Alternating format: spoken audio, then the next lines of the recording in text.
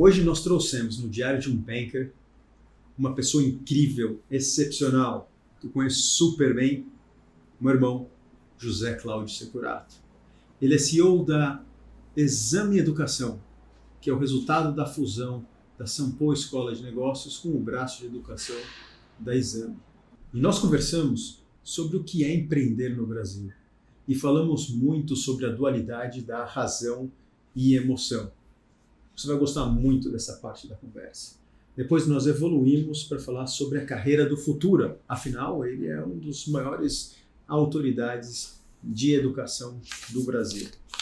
Falamos bastante sobre o que é fazer uma transação com o BTG do outro lado e o que essa transação, a venda para a Exame, significou para ele. E a gente descobriu o que o José Cláudio faz que não está no LinkedIn dele. Não perca, esse episódio está incrível, você vai gostar bastante. Hoje estamos aqui com o José Cláudio, o meu irmão, que eu carinhosamente chamo de Securato Ilustre. Né? Vocês já conheceram o Securato Master, eu sou o Securato Júnior, estamos com o Securato Ilustre. José, a gente chama o meu irmão em casa de Caco, né? Mas aqui vai ser mais formal. Então, José, seja bem-vindo, super feliz de estar aqui com você.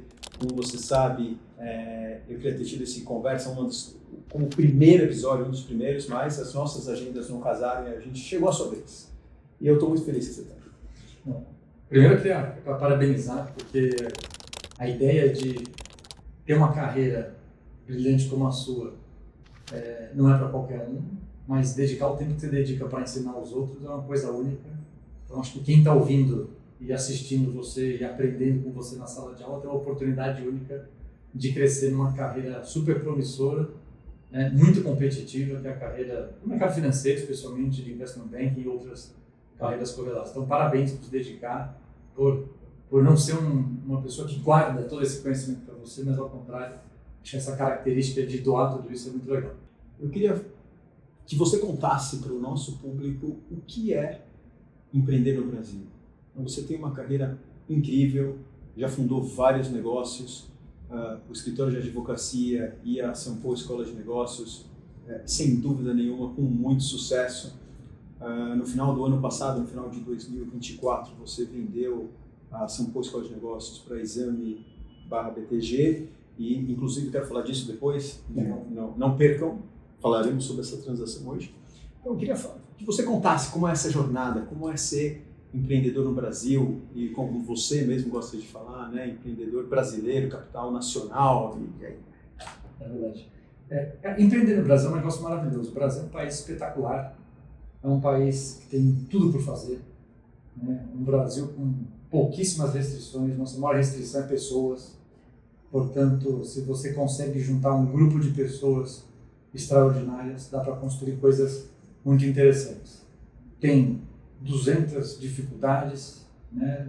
Não tem muito vento a favor, né? Faz décadas que a gente não pega uma economia pujante para ajudar os negócios a ficarem mais fáceis, né? São pouquíssimos incentivos vindo do lado governamental, mas tudo isso, obviamente, torna o empreendedor brasileiro bastante resiliente, né? E eu acho que eu aprendi a ficar um pouco resiliente, no começo bastante inexperiente, né? Batendo cabeça, tentando, né? E sempre ouvi de vários empreendedores que se você acreditar no que você está fazendo e fizer isso, né, com muita dedicação por longo prazo, você vai conseguir, né? E hoje, eu acho que mais de 25 anos depois de começar a ser empreendedor, eu entendo que é verdade, né? Se você persiste, se você acredita no que você está fazendo, se você vai em frente, de fato, você vai superando os obstáculos e vai fazendo o negócio acontecer. Eu acho que eu fui um empreendedor com algumas facilidades, né? Primeiro porque não caí no mundo do empreendedorismo do nada, né? Eu fiz faculdade de economia, fiz faculdade de direito, são duas ótimas faculdades para quem quer empreender. Fiz um programa de MBA na Universidade de São Paulo, depois fiz um mestrado, fiz um doutorado. Então eu participei do mundo empreendedor com uma formação extremamente sólida. Acho que esse é um primeiro fator que eu destacaria para o empreendedor, né? Não se distancie dos bancos escolares, né? Participa de cursos online, presenciais, ouça podcasts, participe de imersões, ou seja, quanto mais abrangente sua formação, melhor. O segundo ponto muito importante eu estava naturalmente cercado de pessoas muito boas, né? Eu tinha nosso pai, né, que uma referência, né, trabalhou no mercado financeiro, uma referência como professor, né, com uma visão de negócios bastante interessante. Ele também foi um grande empreendedor, fundou muitos negócios, já tinha também sofrido um pouco, né, dos desafios de ser um empreendedor no Brasil, né? E você, né, que tinha uma carreira bastante complementar ao que eu vivia como empreendedor, né, o papai viveu, né, trabalhando no mercado financeiro brasileiro e como, né, um grande educador. Você estava numa carreira no mercado financeiro, principalmente naquela época do comércio internacional, né, onde você passou uma parte relevante da sua jornada profissional lá, trazendo um pouco de realidade, né, para aquele sonhador que é o empreendedor. O empreendedor é um cara confuso, né?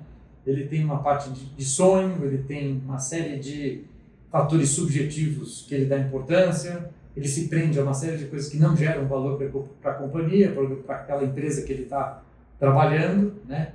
Então, né, se o primeiro grande fator de diferenciação foi ter uma grande formação, o segundo foi estar sentado ao lado, né, de você, do papai, aonde a vários momentos eu podia, né, instantaneamente tirar dúvidas, perguntar e ouvir, né?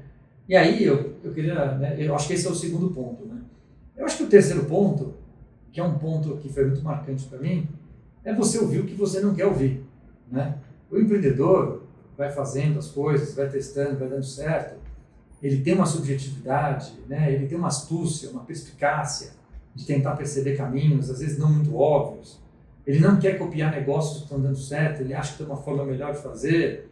Isso é super interessante, né? Mas ao mesmo tempo, né, você acaba se perdendo nesse mundo de ideias, fazendo um monte de coisa que não agrega valor e você perde foco. E aí, o grande problema, né, isso existe no mundo até hoje, que é uma coisa muito interessante, é que você tem um empreendedor que falta uma visão pragmática, programada, organizada do seu trabalho, mas quando você vai para o mundo corporativo, o mundo do mercado financeiro, você tem um monte de gente com uma visão programada, organizada do trabalho, que não tem o empreendedorismo, né, que inova muito pouco. Então, no final das contas, um precisaria beber um pouco da água do outro, né? Então, e nesse aspecto a gente tem que ouvir o que a gente não quer ouvir, o que a gente não gosta de ouvir, um contraponto, coisas que incomodam, né? Mas que com o tempo, quando você deita a cabeça no travesseiro, você sempre acaba ouvindo as pessoas que você gosta para poder aprender, repensar, e tem grandes guinadas por causa disso. Então, resumindo, acho que ser empreendedor no Brasil é maravilhoso, muita oportunidade, muito por se fazer no Brasil, um Brasil de muitas demandas, mas é um caminho, né, que ele é muito difícil, ele tem que ter muita resiliência, tem que conseguir se manter no negócio durante um tempo para você conseguir atravessar a arrebentação até você ter um negócio que parou em pé para você ir para outros patamares, né, para você sair de um negócio mínimo e depois estruturando, porque o empreendedorismo são fases, né, conforme a empresa vai crescer. Você trouxe esse binômio, né, do planejamento, da estrutura, da escola de gestão, né, de business management. E o outro lado é o lado empreendedor, é o lado mais intuitivo. Eu queria que você explorasse um pouco esse tema. Então, é uma pergunta um pouco genérica, mas eu acho que eles vão gostar muito desse tópico, né? Como é que o que o empreendedor deveria estudar na escola? O que você oferece, por exemplo, de cursos? Qual que é a sua visão sobre isso? E pelo outro lado, como é que o executivo aprende esse lado empreendedor? Porque ele não teve essa oportunidade. Eu acho que você pode falar um pouco do programa Ser. Perfeito. Essa dualidade entre razão, entre o que é consciente e o que é objetivo, ela faz muito parte do nosso dia a dia na escola, nas faculdades e no trabalho. E o outro lado, que é o contrário, né, é o inconsciente, é o subjetivo, é o não cognitivo, que está mais ligado à nossa sensibilidade. Ele é um lado um pouco mais novo, né, dentro do mundo que a gente discute, inclusive dentro das escolas, das universidades e do próprio trabalho. Então, essa dualidade ela é muito importante. Eu vou te dar um exemplo que eu considero bastante didático para quem está ouvindo e assistindo a gente. Imagina você quer comprar um apartamento.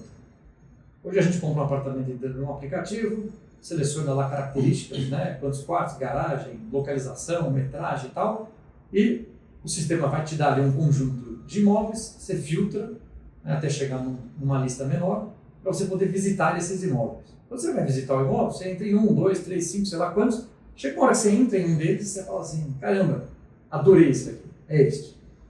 Então a grande pergunta é, por que você escolheu esse imóvel? E aí, a pergunta, a resposta natural é que eu escolhi porque ele é bem localizado, porque ele tem uma boa vista, porque ele cabe no meu bolso, etc. Mas a verdade é que a gente não sabe por que a gente escolheu esse imóvel. Porque o campo dessa decisão, ela acaba extrapolando a razão, indo para o campo, né, do inconsciente, né, do subjetivo, portanto, do não cognitivo. E esse é um grande fator nos processos decisórios. Eles são processos que passam pela razão, mas o componente subjetivo ele é gigantesco. Então, isso é algo relativamente novo, em que as pessoas têm certa dificuldade de entender, porque você fala, você sabe tomar decisão? Eu falo, claro que você toma uma decisão o dia inteiro. Né? Eu converso com muitos CEOs, presidentes de conselho, diretores, líderes de área, né? Todo mundo se considera um bom decisor, mas desconsidera esse fator. Né? E, recentemente, esse tema tem sido mais explorado, né? Porque isso está aparecendo. Então, vou dar um exemplo. Daniel Kahneman fez um doutorado na década de 80, mostrando como a decisão tem dois lados. Ele ganhou um prêmio Nobel em 2002 de economia, ele é um psicólogo, né? Aquele livro muito famoso dele, Rápido e Devagar, é de 2008, né? E as pessoas começaram a falar assim, poxa, legal isso aqui. E se você tiver a curiosidade de listar os últimos 30 ganhadores do Nobel de Economia, você vai começar a perceber que tem uns invasores, que são os psicólogos ganhando o prêmio Nobel, entrando nesse campo de finanças comportamentais, né? Explorando e quantificando isso. E o legal é que quando você tem um Nobel, quando você tem ciência explicando, as pessoas se sentem mais confortáveis e falam, poxa, acho que esse troço tem algum fundo de razão. Então, esses dois fatores, ele é um grande problema, porque se a gente não sabe como a gente toma uma decisão, como é que a gente vai sentar numa mesa de negociação e entender o que está impedindo a decisão do outro? E numa mesa de reunião com muitas pessoas, numa decisão coletiva, mais difícil ainda. Voltando para o mundo empreendedor e para o mundo do mercado de trabalho, né, o mundo corporativo, o empreendedor ele toma decisões sozinho. Ele tem que ter a vantagem de não precisar explicar a decisão. Se fosse só a decisão do apartamento, ele entrou no apartamento, o olho brilhou, gostou, ele fala, bacana, vamos comprar esse apartamento. Quando você vai para o mundo da empresa, você não pode simplesmente falar, bacana, gostei, vamos em frente. Você tem que explicar a sua decisão. E o que acontece, tecnicamente, é que a linguagem da razão, a linguagem escrita é a linguagem oral, a linguagem matemática, a linguagem de signos. Enquanto que a linguagem da intuição, do sentimento, do subjetivo, do inconsciente, é uma linguagem que a gente não codificou. Então a gente não sabe qual é a linguagem. Eu preciso sentir uma coisa. E essa é uma grande distinção. Então, o empreendedor pode seguir seu instinto, né, porque ele não deve satisfações para muita gente. Né? E o executivo, ao contrário, ele deve satisfação pra caramba. Né? E ele tem que explicar coisas que não necessariamente ele entendeu porque ele está sendo levado para aquela decisão. Então, eu acho que essa é a grande dualidade. Né?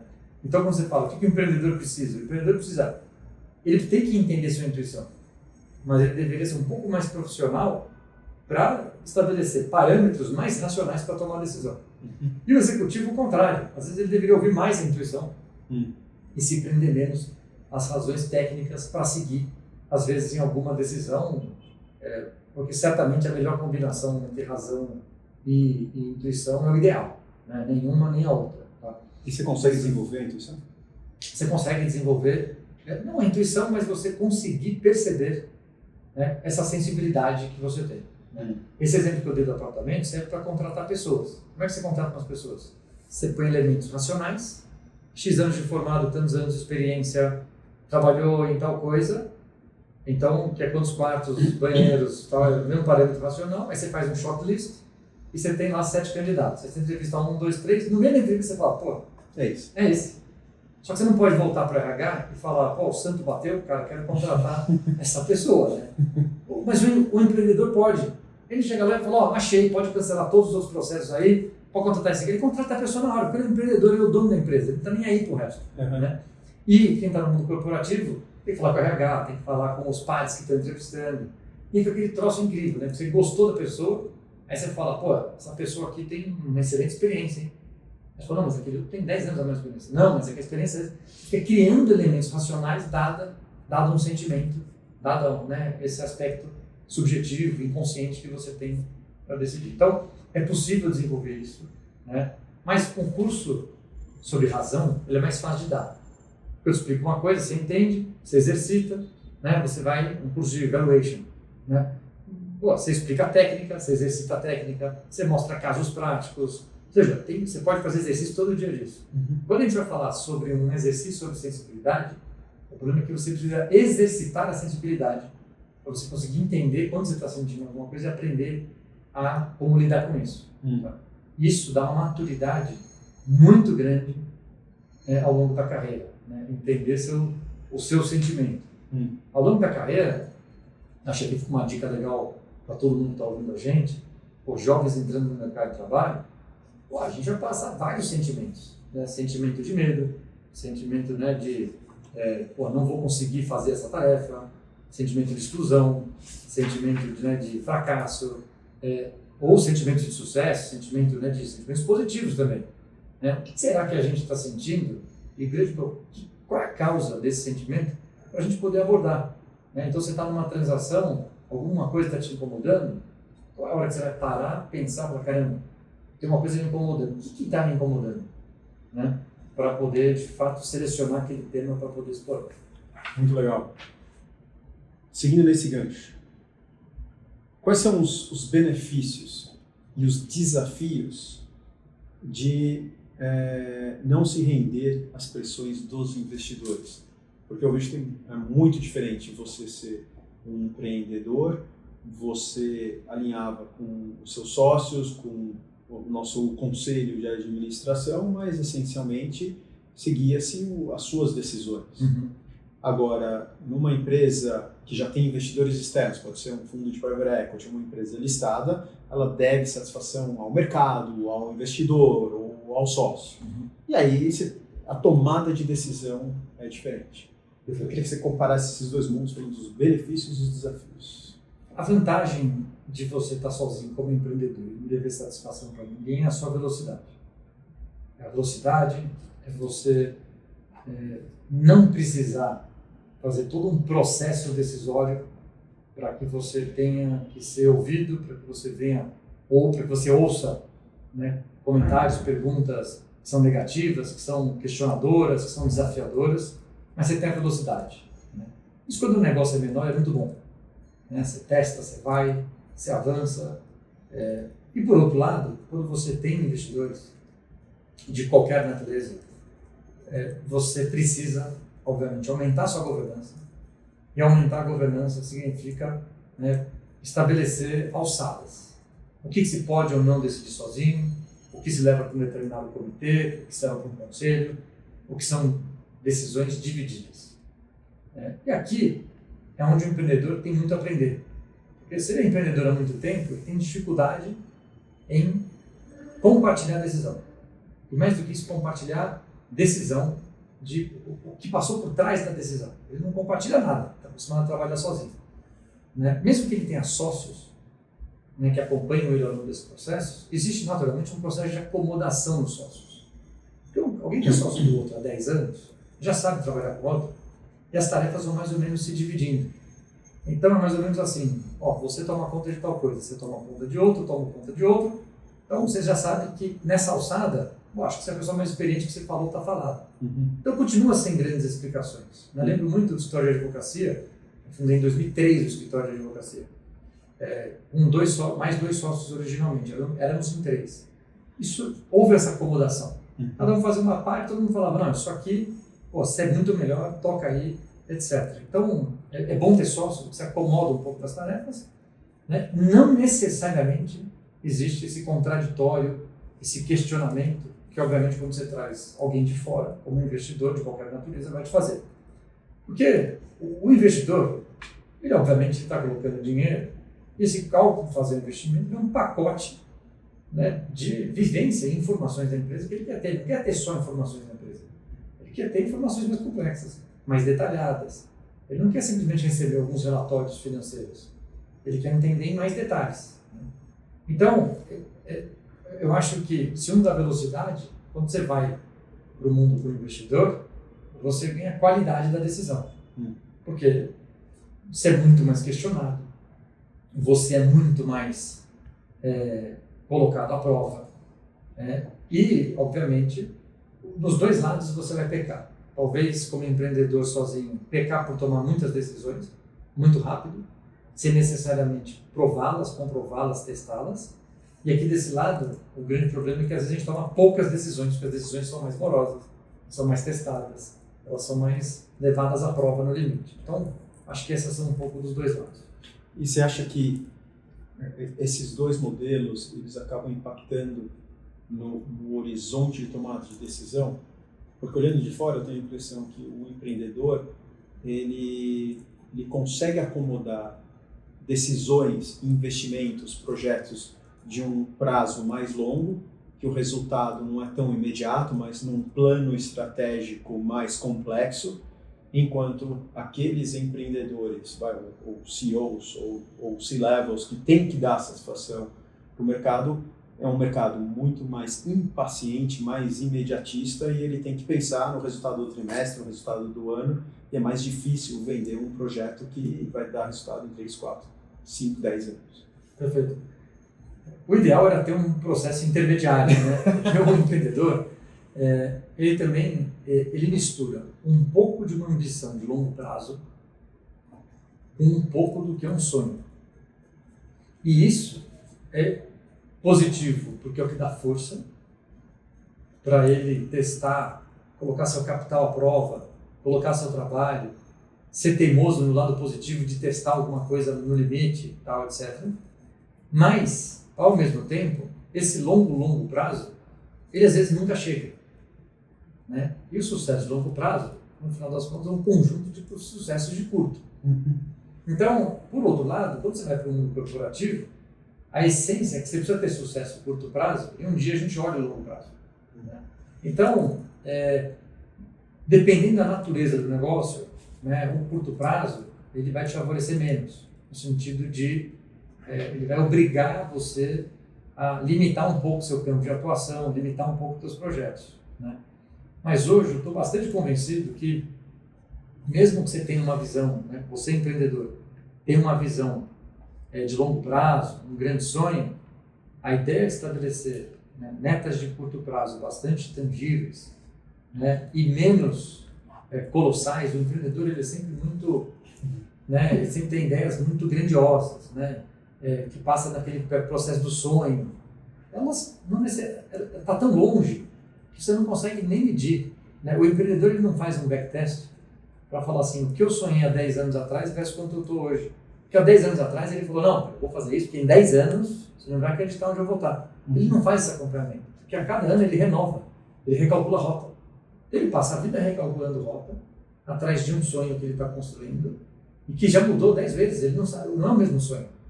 O que não tem nenhum problema, desde que ele junte o lado aqui mais pé no chão do mundo corporativo e tenha sucessos de curto prazo. Eu acho que esse é um ponto importante. Achei maravilhoso. Eu ia perguntar para você qual a recomendação que você dá para um empreendedor que está nos ouvindo, mas você já deu várias. Já não tem muita coisa. Legal. Então, dá uma recomendação para o executivo, para o C-level, para o CEO, para o CFO, ou até para um membro do conselho de administração. O que ele não pode perder?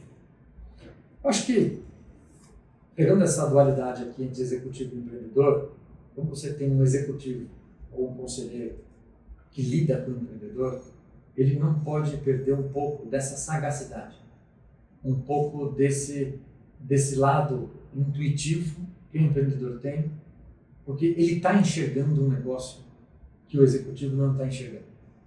A junção da visão de negócio do empreendedor com o profissionalismo e o capital no mundo corporativo, ela é muito poderosa.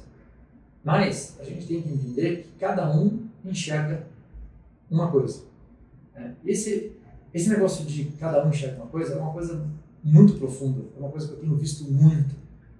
Né? A dificuldade que as pessoas têm de conviver por enxergarem coisas diferentes. Então, abrindo um parênteses nisso, é assim, como é que duas pessoas podem discutir um tema o grau de certeza de ambas extremamente elevado e discordar de forma oposta. Né? E isso vale quando você discute conflito no Oriente Médio, quando você discute política no Brasil, né? Quando política nos Estados Unidos, ou seja, de forma geral, temas mais sensíveis, as pessoas, elas, de fato, constroem visões muito diferentes. Vem cá, se você está gostando dessa conversa, não esquece de dar um like lá embaixo. Ajuda a gente a chegar a mais pessoas, impactar mais gente. Obrigado.